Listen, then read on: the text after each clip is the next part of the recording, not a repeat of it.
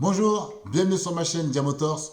Pour ceux qui ne me connaissent pas ou qui découvrent la chaîne, je m'appelle Diamoré et aujourd'hui je vous propose une nouvelle vidéo sur comment débuter le circuit ou journée track days ou journée piste tout de suite maintenant. Alors en règle générale, les circuits appartiennent à des propriétaires ou des sociétés qui louent le circuit. Soit ce sont des associations, sociétés ou soit des propriétaires ou d'autres. Mais en général, ça s'organise un peu comme ça. Les prix varient en fonction de la taille du circuit, mais aussi le prestige du circuit. Par exemple, le circuit du Mans va être un peu plus cher parce que déjà il est grand et puis c'est un circuit prestigieux qui est labellisé Fédération française et aussi internationale. Donc les prix sont forcément un peu plus chers. Les prix le week-end sont plus chers que la semaine.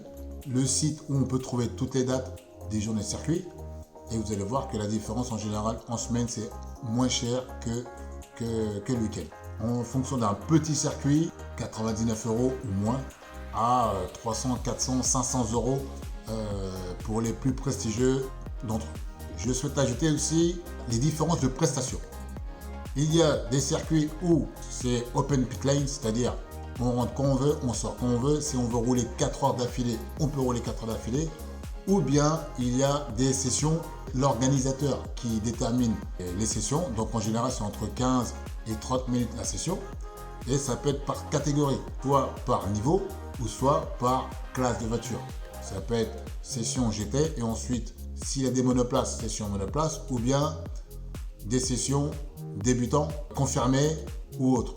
Donc ça dépend de l'organisateur. Donc bien regarder quel type de location de circuit est proposé. Il y a des circuits où ils proposent un package entier, c'est-à-dire la location plus l'assurance RC, parce que ça c'est obligatoire quand on veut rouler, soit passer par son assureur, soit prendre une assurance à la journée. En général c'est dans les 25 €, ça dépend bien sûr de l'assureur, etc. Mais en général c'est un peu ça. Deux fois il y a le repas qui est inclus et le coaching qui peut être en option. Franchement, avoir le coaching, c'est super important, surtout quand on débute, et même quand on débute pas. Ça fait à peu près 10 ans que je roule et j'aime bien prendre du coaching parce qu'on a toujours à progresser, on a toujours à corriger. Donc avoir du coaching, si vous voulez vous améliorer rapidement, il n'y a pas mieux, il faut prendre du coaching et ensuite il faut rouler et les progrès vont suivre très rapidement. Par exemple, Paul Petit, qui est un pilote professionnel,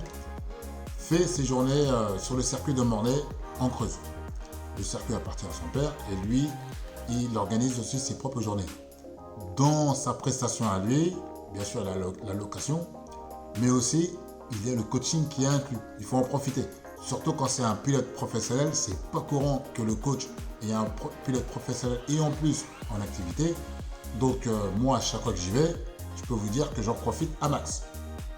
Et avoir la possibilité d'avoir un pilote professionnel qui vous coach, je peux vous dire qu'on progresse hyper vite. Vous pouvez voir sur la vidéo, quand j'étais chez lui avec mon AV86, moi j'ai gagné 1 seconde 5.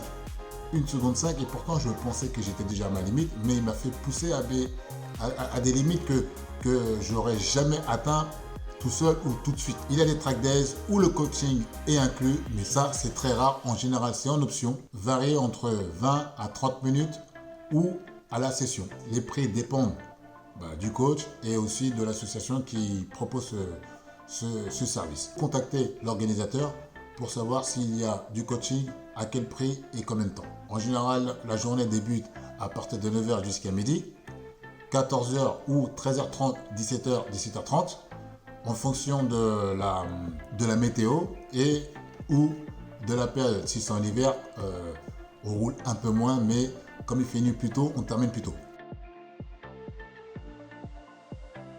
Les essentiels à ramener quand on fait du circuit, un cric, une caisse à outils, de l'eau pour boire, parce qu'en général on boit, on transpire, donc s'hydrater c'est très important. Éviter l'alcool si on veut avoir de la concentration et pouvoir rouler. Moi en tout cas, pas d'alcool, c'est pas obligatoire, mais je me suis acheté une petite chaise de camping que je déplie et quand j'ai fini de rouler ou je veux me reposer, je peux sortir, mettre mon petit siège, m'asseoir, soit boire et me reposer, ou une petite pompe, la petite pompe à vélo, on pousse, Ça coûte pas cher. Moi, je l'ai déjà pour mes vélos, mais ça peut être utile pour pouvoir faire de la pointe. Et bien sûr, ramener un manomètre, très important pour contrôler les pressions. En général, le matin, comme il fait un peu plus frais, on n'a pas les mêmes pressions que l'après-midi quand la piste a chauffé et la chaleur a emmagasiné. Donc, pour pouvoir ajuster, ramenez votre manomètre pour pouvoir ajuster les pressions. Fortement recommandé, en tout cas, si vos plaquettes sont à moitié usées, ramenez un jeu de plaquettes en plus d'avoir plus de plaquettes. Ça m'est déjà arrivé 2 fois où j'ai dû écourter ma journée parce que j'avais plus de plaquettes avant. Maintenant, j'essaie de ramener toujours un jeu de plaquettes de rechange pour pouvoir rouler et rentrer s'il le faut, parce que toutes les plaquettes ne se valent pas, même des plaquettes perfo. Je l'ai utilisé plusieurs et je pensais que je pouvais faire le même nombre de sessions, le même nombre de track days, et non, donc je me suis trompé sur mes calculs. J'ai dû terminer ma journée de track days prématurément parce que j'avais plus de plaquettes. Et ça, je peux vous dire, ça c'est pire boulot. Et mettez dans les commentaires, en bas, en dessous, si j'ai oublié d'autres choses ou si vous voulez ajouter votre expérience. Une assurance et l'assurance RC qui peut être délivrée au circuit, en général à la journée, ou bien il y a quelques assurances qui permettent de pouvoir rouler sur circuit si ce n'est pas une compétition chronométrée. Donc regardez dans votre contrat d'assurance ou demandez à votre assureur si vous pouvez utiliser votre voiture sur le circuit pour faire du track days. Et bien préciser que ce n'est pas pour faire de la compétition, parce que sinon ça va être non catégorique. Et si votre assureur ne peut pas le faire, vous pouvez souscrire à une assurance à la journée. En général, c'est dans les 25 €. Et là, comme ça, vous êtes tranquille. Si vous n'avez jamais fait de circuit, vous n'avez jamais parti à un track days, vous n'avez aucune idée, moi ce que je vous propose, c'est de trouver la date, le jour, vous y allez avec un casque, rencontrer, parler, discuter avec les pilotes, ceux qui roulent, peut-être des pilotes qui ont la même voiture que vous, ça va être encore plus intéressant de discuter avec eux, et ça va être plus facile aussi de discuter avec eux, leur demander s'ils peuvent vous prendre parce que vous voulez débuter et vous ne savez pas comment ça se passe. Et ça, c'est la meilleure des choses qui puissent vous arriver. Par exemple, moi, pour mon cas, ma première expérience, ça a été sur le circuit d'Abbeville, c'était dans le Nord. Superbe expérience parce que j'ai fait mon premier track days dans une Lamborghini Gallardo. Dans une Lamborghini Gallardo, c'est... j'en vois... D'ailleurs, je n'ai jamais roulé avec une Lamborghini Gallardo depuis 10 ans, donc c'était déjà exceptionnel.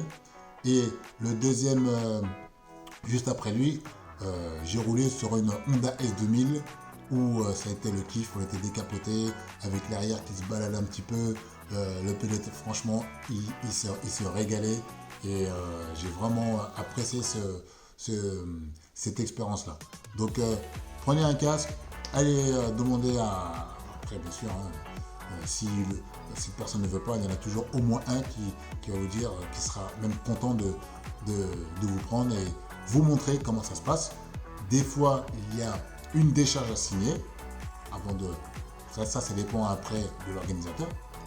Mais je vous recommande ça. Et puis, quand vous avez votre voiture et vous êtes prêt à y aller, prenez un coach. Oui, prenez un coach. C'est vraiment la meilleure façon d'aborder le track days, qui va vous apprendre déjà les bons conseils et les bons réflexes. Après, rouler, c'est à force de rouler que vous allez progresser. Mais prendre un coach, soit dès le début pour avoir les conseils, donner les trajectoires, les points de freinage, etc. Ensuite, vous roulez et le reprendre pour voir les choses qui sont rentrées, les choses à travailler pour les autres track days. Donc moi, c'est ces deux choses-là à prendre. Et aussi maintenant, on a les téléphones, autant en profiter, prendre une bonne ventouse pour pouvoir mettre le téléphone, télécharger l'application, soit Race Chrono, pour les Android c'est gratuit, ou soit Race Lab Timer qui marche très bien sur les téléphones iOS. Même Race Chrono marche sur les téléphones iOS. Et donc ça vous permet d'avoir le chrono et voir ce qui marche pas et voir votre évolution. C'est surtout ça qui est le plus important. Voir votre évolution. C'est pas pour vous mettre la pression du temps, mais pour voir l'évolution, voir comment vous travaillez bien et si vous allez progresser dans certains aspects. Donc, par exemple, avec Paul Petit sur le circuit, lui, il avait pris ma voiture, il m'avait fait des temps de référence, et moi, après, j'essaie bah, de me rapprocher de ça. Et avec lui, bah, on est monté après ensemble, il m'a montré les points de freinage, quand braquer, et là, j'ai gagné 1 seconde 5 et je me suis même rattrapé par rapport à lui. Donc, franchement, coach. Moi, ça fait 10 ans que je roule, mais je ne suis pas un pilote professionnel. Mais même encore, je prends des coachs. Dès que je peux, je prends un coach. Voilà, c'est simple. Parce que ça permet de progresser vite, de me donner des conseils pour me pousser plus à être un meilleur pilote. Question du jour. Quand allez-vous commencer votre track days? Avec quelle voiture? Quel circuit? Mettez dans les commentaires, ça m'intéresse. Gaz.